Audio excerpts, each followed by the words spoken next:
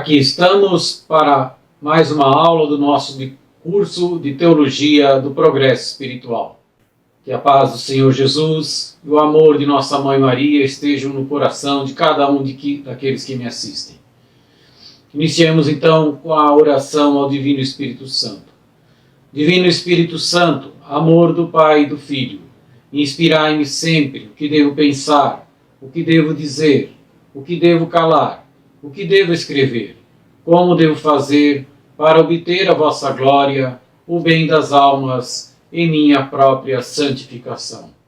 Hoje então encerraremos o tema da verdadeira noção de perfeição cristã e também falaremos um pouco sobre a obrigatoriedade de buscar a santidade, de buscar essa perfeição cristã. Sobre os graus e limites da perfeição cristã. A divisão mais tradicional da Igreja divide a santidade em graus e em 3 fases, ou estágios. É a mais tradicional, adotada por Santo Tomás de Aquino e muitos outros antes deles. Existem outras classificações, conforme as de Santa Teresa, que dividem em 7 moradas e outras mais. Mas adotaremos então a do próprio livro do texto, que é essa tradicional de 3 graus. E falaremos apenas uma pequena noção, mais em relação à própria caridade ou à própria santidade, e não a outros aspectos do desenvolvimento espiritual que trataremos na segunda parte desse curso, quando falaremos mais especificamente de cada um dos graus. Então, o primeiro grau, que é aquele dos principiantes, dos recém-convertidos e que se decidiram por Deus. Nesse caso, a preocupação principal deles é não perder a graça, não perder a caridade. E por isso combatem o pecado mortal, sobretudo o pecado mortal. E também lutam para vencer as suas más inclinações, todos aqueles pecados que são reiterados e decorrentes dos vícios capitais, orgulho, inveja, avareza, preguiça, luxúria, ira e assim por diante. Então é tudo que possa fazê-los perder a caridade, porque perdemos a caridade, como vimos, pelo pecado mortal. E chamam essa via, ou esse estágio de via purgativa, porque justamente se preocupa em purgar, em purificar a alma dos pecados, dos seus pecados. O segundo grau é aqueles que já venceram em grande parte o pecado mortal, ou pelo menos não se torna mais corriqueiro, muito esporádico, E eles dão mais atenção, mais ênfase, já não tanto ao combate ao pecado, embora que ele continue, a avançar na prática positiva das virtudes. Então ele dá mais atenção a praticar primeiro as virtudes morais, então a paciência, a mansidão, a fortaleza, a temperança, etc. E depois, mais tarde, também a ênfase se volta muito para as virtudes teologais, a fé, a esperança, a caridade. Para que estão nesse estágio, eles se miram muito em Jesus. Jesus passa a ser o centro. Jesus passa a ser a luz da vida deles. E como seguir Jesus é caminhar nessa luz, chama-se então via iluminativa, ao segundo estágio. E quanto ao pecado, a pessoa ou a alma que progride busca não só combater o pecado mortal, mas também o pecado venial, que deve ser eliminado para dar brilho à alma, para dar um fulgor diferenciado no cristão, que começa a fazer a diferença dentro do mundo onde vive. E por fim, o terceiro grau, que é o das almas perfeitas, assim chamadas, e eles têm essa ânsia de se unir cada vez mais a Deus. É tudo que eles querem, unir-se a Deus, de fazer parte. Parece assim algo egoísta, de gozar dele, das suas delícias, mas na verdade é que quanto mais nos unimos a Deus, nós reproduzimos mais as feições de Jesus em nós, as disposições interiores de Jesus em nós, e nosso apostolado então se torna realmente fecundo.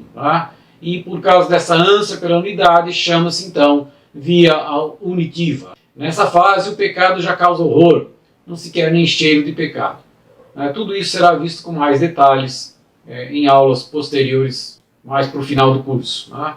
As virtudes atraem muito, sobretudo as virtudes teologais. querem realmente praticar a caridade, que, como vimos, que nos une a Deus, em última análise, é a própria caridade. Essa perfeição, ou essa santidade, ela tem nessa terra limites. Jamais vamos conseguir amar a Deus tanto quanto Ele merece, né? Porque Deus é infinitamente amável, infinitamente digno de ser amado. E como nós somos limitados, somos seres finitos, somente podemos amar com amor limitado. No entanto, é verdade que sempre podemos nos esforçar para progredir, para amar a Deus cada vez mais. Diz São Bernardo Claraval que a medida do amor de Deus é amá-lo sem medida. Ou seja, é o primeiro mandamento, com todas as nossas forças, com todo o entendimento, que devemos amar a Deus, amá-lo cada vez mais conforme as nossas forças.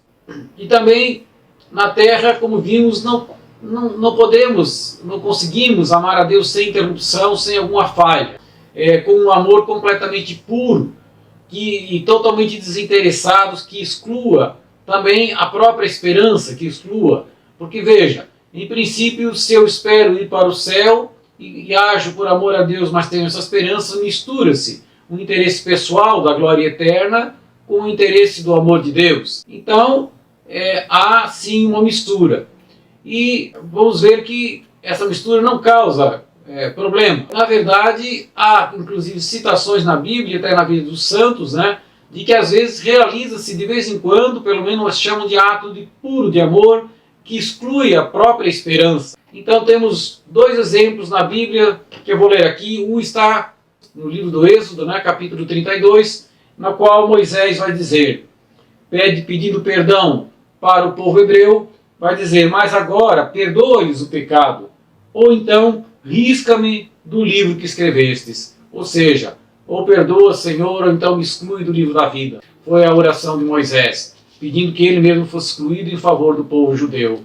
Aí também vemos na carta de São Paulo aos Romanos, que no capítulo 9 ele vai dizer, tenho no coração uma grande tristeza e uma dor contínua, a tal ponto que desejaria ser eu mesmo excluído de Cristo em favor de meus irmãos, meus parentes segundo a carne. Está dizendo, eu renuncio, que eu seja excluído, que eu seja condenado em favor dos meus irmãos. De tanto amor, excluir a minha própria esperança, a minha próprio desejo de salvação em favor dos irmãos.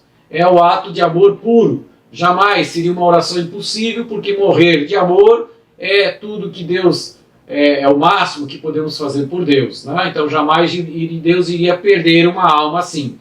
Mas é um desejo do coração e um desejo sincero. Todavia, o padre Tanqueray vai dizer que isso é como que um desatino de amor. Pode acontecer vez ou outra, mas não constantemente. Normalmente, então, o nosso amor é essa mistura de amor puro com amor de esperança. E essas duas coisas não se excluem, porque, na verdade, Deus quer que encontremos a felicidade em amá-lo, e amá-lo é glorificá-lo, e, na verdade, estar no céu é amá-lo e glorificá-lo para sempre. Então, esse desejo, na verdade, de esperança, é um desejo também que nasce do amor. Então, essa esperança no céu não impede um motivo dominante, né, que deve dominar nossas ações, que é o amor de Deus. No que se refere aos limites, quanto ao pecado, como é que funciona? Por uma graça especial sempre, né, que nunca nos é negada, a gente pode chegar a evitar todo e qualquer pecado mortal. Isso é certo, pela teologia não pecaremos mortalmente. Mas aí até mesmo, às vezes, o pecado venial de propósito deliberado, aquele que pensamos em cometer, mas que não é grave, também pode ser excluído completamente. Mas não pode ser excluído todos os pecados veniais, os involuntários e aquelas ditas faltas de fragilidade. Aquela pequena preguiça, aquele esforço menor que sabíamos que poderíamos fazer mais e não fizemos, enfim, coisas desse gênero que é da nossa imperfeição, da nossa natureza. Aquela pequena paciência, movimento de impaciência, etc., coisas pequenas que podem acontecer, essas nunca ficaremos completamente livres. Então na terra jamais seremos impecáveis. Até a Bíblia vai dizer que o justo peca 7 vezes, e são quanto a esses pequenos pecados que os santos ainda nunca conseguem excluir completamente.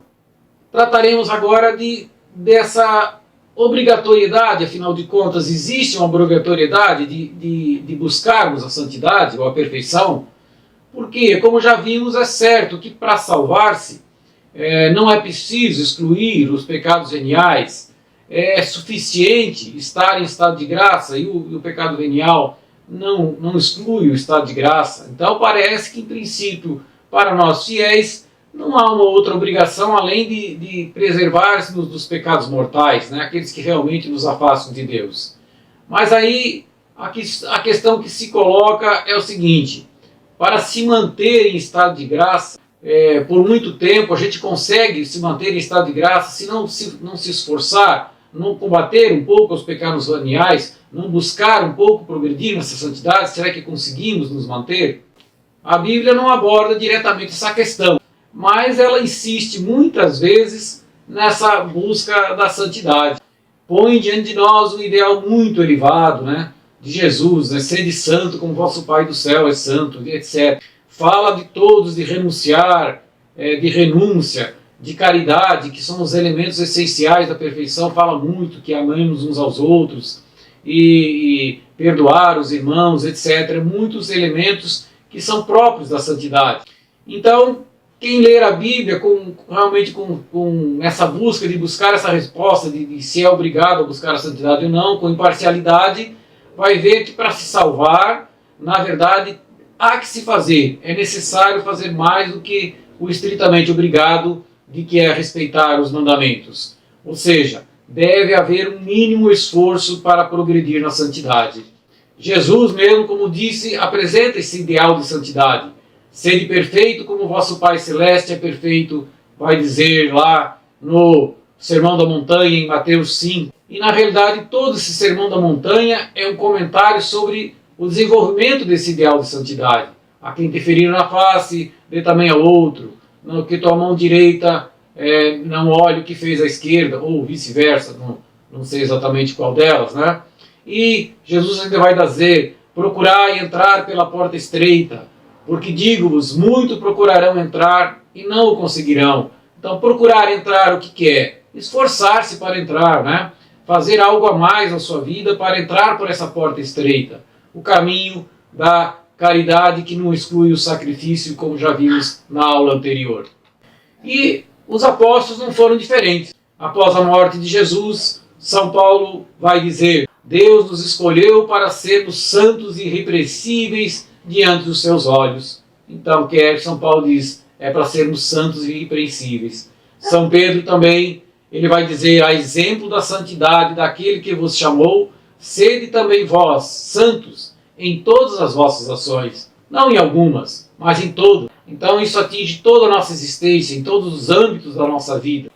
Também São João vai dizer no livro do Apocalipse: mas o justo faça justiça e o santo santifique-se ainda mais. Então já está falando que mesmo justificado, mesmo tendo recebido a graça santificante, deve se santificar ainda mais. Então todos os apóstolos acabam afirmando que a santidade não é apenas para uma questão de salvação. Ela serve realmente para você progredir espiritualmente, e é um dever de todo cristão. Mesmo falando agora humanamente, na natureza da vida cristã, desculpa, não é humanamente, mas na natureza da própria vida cristã, que é a vida em Deus, São Pedro também vai dizer: crescei na graça e no conhecimento de nosso Senhor e Salvador Jesus Cristo. Crescei na graça, crescei na santidade. Como crescer na graça se não buscar a santidade? Então o próprio Santos Padres, a tradição da igreja, vai dizer que todos têm necessidade de perfeição. No caminho de Deus, ou a gente busca a perfeição, ou progride ou regride. Nunca estamos parados, ou avançamos ou retrocedemos. Santo Agostinho mesmo vai dizer: no caminho de Deus, não avançar é recuar. A razão nossa, agora sim humanamente, também nos leva à mesma conclusão. Quando nós paramos de crescer, nos desenvolver, na verdade começamos a debilitar, começamos a definhar, como vai chegando a velhice. E o mesmo acontece na vida espiritual. Se paramos de nos esforçar para progredir, os vícios, aquilo que havíamos vencido, começam a acordar, começam a fazer mais pressão sobre nós, recobram forças, né? E voltam a atacar. E se não nos damos conta, se não nos acordamos, e vamos cedendo uma coisinha ali, uma coisinha lá, e por fim acabamos caindo de novo no pecado mortal. Ou seja, por pura falta de esforço, de não querer progredir, na realidade, nesse momento começamos a regredir. E isso é muito comum. É muito, e quantos casos que pessoas vão até um ponto, depois desistem, esmorecem e acabam começando a regredir e depois acabam abandonando tudo, voltando ao pó do pecado. É mais ou menos como um barco a remo em que estejamos remando contra uma correnteza. Pode não ser uma correnteza forte, uma correnteza fraca. Então, à medida que remamos, ou seja, nos esforçamos, vamos contra a correnteza e progredimos. Mas no momento em que paramos, até a velocidade do barco, a inércia até pode avançar um pouquinho, mas imediatamente após começamos a ir para trás. Voltamos no mesmo sentido. Se não avançamos, recuamos, porque as forças contrárias começam a fazer pressão e acabamos recuando e por fim caindo em faltas graves. Então, tanto a autoridade da Bíblia como da tradição e a nossa própria razão iluminada pela fé mostram-nos, né, que ninguém consegue ficar por muito tempo no estado em que se encontra. Ou ele vai para frente ou ele cai. Ou seja, se não houver esforço, ele não permanece em estado de graça, acaba caindo. Ou seja, deve praticar pelo menos um pouco alguns dos conselhos evangélicos, dos quais tratamos um pouco na aula anterior. Agora, é claro, tudo isso exige sacrifício, exige esforço, embora que a graça de Deus sempre esteja conosco, dando-nos novo vigor, novas forças, sempre nos impulsionando. Mas é bom nos enchermos, quanto mais razões tivermos para continuar nessa luta, é melhor. Então, as razões que tornam esse dever mais fácil, podemos classificar primeiro o bem da nossa própria alma. Ou seja, esforçar-nos é o meio mais fácil, mais eficaz de assegurar a nossa salvação. Assegurar completamente nunca estaremos, mas com certeza teremos muito mais chance de salvação eterna. E também é um meio de evitarmos muitos sofrimentos no purgatório. Só os puros verão a Deus. Só aqueles que estão completamente purificados irão direto para o céu. Então a imensa maioria dos cristãos passa pelo purgatório, que dizem que tem penas muito dolorosas, com sofrimentos atrozes. São Paulo vai dizer que todos vão passar pelo fogo, o fogo do purgatório. Também quando há esforço para a perfeição, né, evita-se as ocasiões de pecado, fortalece-se a vontade, vamos dizer, a vontade vai criando músculo. À medida que aprendemos a combater as nossas más inclinações, vamos ganhando domínio sobre nós mesmos, vamos tornando mais fácil nos entregar a Deus completamente, né?